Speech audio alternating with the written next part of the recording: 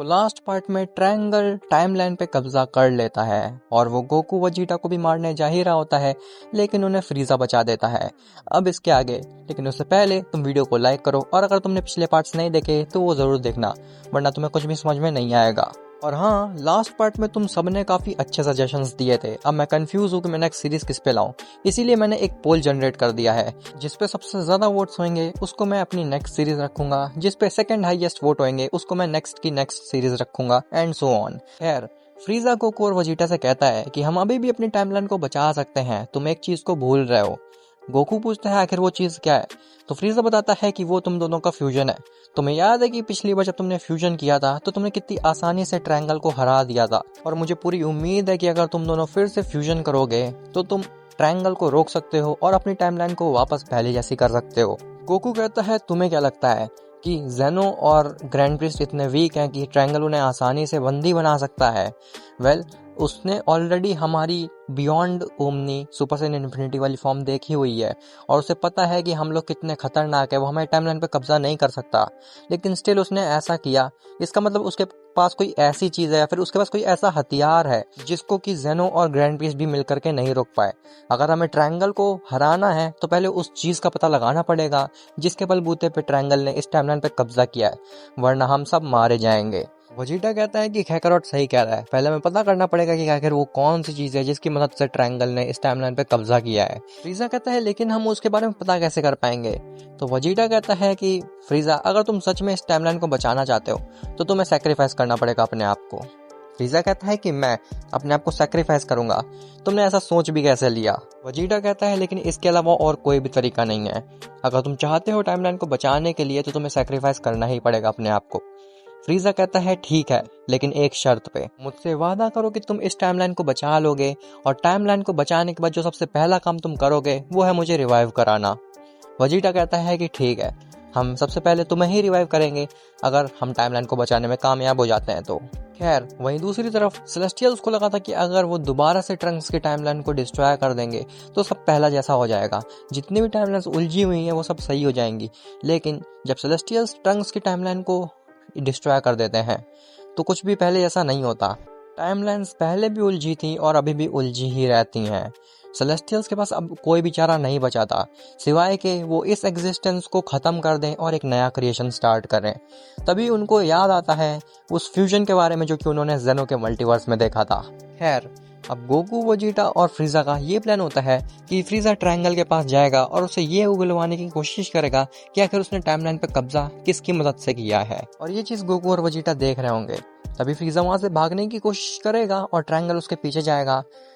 तभी ट्रायंगल के पीठ पीछे गोकू और वजीटा मिल करके उस चीज को तबाह कर देंगे, जिसके बाद वो टाइमलाइन पे वापस कब्जा पा सकते हैं। फ्रीजा ठीक ऐसा ही करता है, वो जेनो समा की प्लेस पे जाता है जहाँ पे ट्रायंगल, केंसाई और ज़ैकोर होते हैं।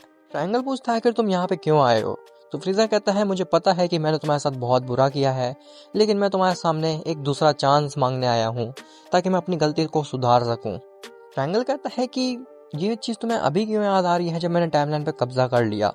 खैर, अब इसका कोई फायदा नहीं है, तुम्हारी कोई आखिरी ख्वाहिश हो तो मुझे जरूर बताओ, मैं उसको पूरे करने की कोशिश करूंगा, क्योंकि अब तो तुम मेरे हाथों से मरने वाले हो।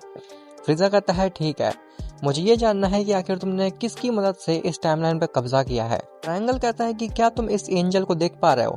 इसका नाम है केंसाई और इसी ने मेरी मदद की है इस टाइमलाइन पे कब्जा करने की। फ्रीजा पूछता है लेकिन इस एंजल में ऐसा क्या खास है? ट्रायंगल कहता है कि ये एंजल मल्टीवर्स को मैनिपुलेट कर सकती है, और इसने ठीक ऐसा ही किया।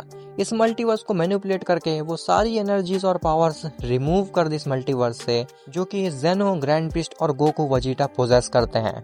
फ्रीजा कहता है इसका मतलब कि ग्रैंड प्रिस्ट के पास अल्ट्रा इंस्टिंक्ट थी ही नहीं, ना ही जेनो के पास उसकी ओमनी किंग की पावर थी। ट्रायंगल कहता है तुम ठीक समझे, इवन गोकू और वजीटा के पास भी उनकी कोई भी फॉर्म नहीं होगी, फिर चाहे वो उनकी बियॉन्ड ओमनी वाली फॉर्म ही क्यों ना हो। अब इस पॉइंट पे फ्रीजा को समझ में आ गया था कि अब इस टाइमलाइन को कोई भी नहीं बचा सकता, क्योंकि गोकू और वजीटा ही उनके एक लास्ट ऑप्शन थे, लेकिन अब उनके पास भी कोई फॉर्म नहीं होगी तो वो कैसे ही हरा पाएंगे इनको। फ्रीजा वहां से भागने की कोशिश करता है, लेकिन ट्रायंगल ऐसा उसको करने ही नहीं देता, वो पहले ही फ्रीजा को पकड़ के मार देता है।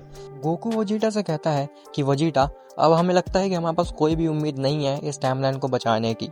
वेजिटा कहता है कि तुम ठीक कह रहे हो काकारोट, हमें भी ट्रायंगल के पास चले जाना चाहिए और हार मान लेनी चाहिए, क्योंकि मुझे नहीं लगता कि अब हम इस टाइमलाइन को वापस से अपना कर पाएंगे।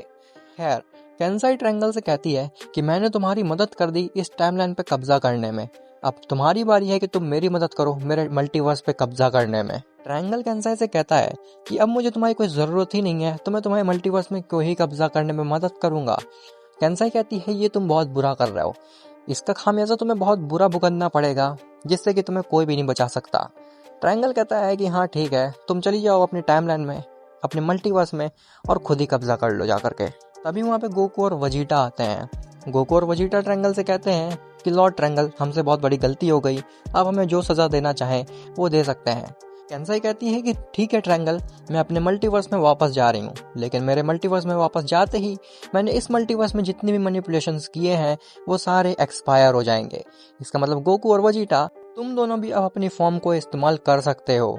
ट्रायंगल कैंसाई को रोकने की कोशिश करता है और कहता है कि तुम ऐसा नहीं कर सकती।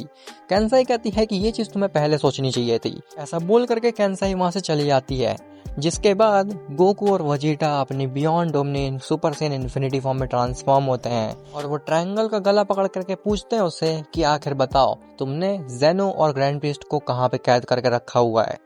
जिसके बाद ट्रायंगल एक रेल्म का दरवाजा खोलता है और उसकी तरफ इशारा करता है। गोकू ज़ायकोर से कहता है कि जाओ, जा करके तुम जेनो और ग्रैंड प्रीस्ट को लेकर के आओ। ज़ायकोर जा करके जेनो और ग्रैंड प्रीस्ट को ले आता है, जिसके बाद गोकू वेजिटा मिल करके ज़ायकोर और ट्रायंगल को इरेज कर देते हैं।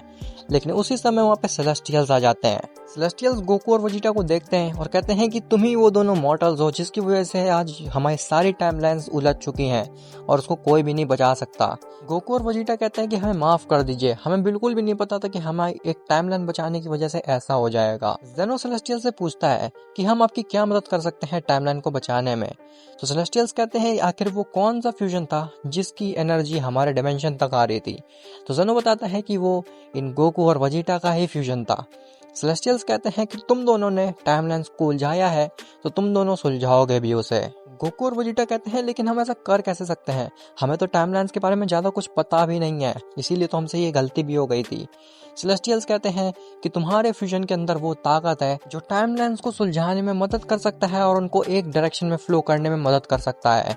तो मैं चाहता हूँ कि तुम फ्यूज करो और टाइमलाइन को बचाओ, क्योंकि अगर तुमने ऐसा नहीं किया तो हमें इस एग्जिस्टेंस को मिटा करके एक नई क्रिएशन स्टार्ट करनी पड़ेगी। जिसके बाद गोकू और वेजिटा फ्यूज करते हैं गोजिटा में और वो टाइमलाइंस को बचाने में कामयाब भी होते हैं। जिसके बाद सेलेस्टियल्स गोकू और वेजिटा को सुप्रीम रूलर बना देता है टाइमलाइन का। और हाँ, मेन टाइमलाइन में भी गोकू और वेजिटा सबसे पहले फ्रीजा को रिवाइव करते हैं और फिर अर्थ को, और वो फ्रीजा से ये वादा लेते हैं कि तुम दोबारा कभी भी अर्थ पे तबाही नहीं मचाओगे। और यहाँ पे होता है इस सीरीज का दी एंड। और तुम लोग कमेंट में स्पैम कर देना कि तुम्हें ये सीरीज कैसी लगी।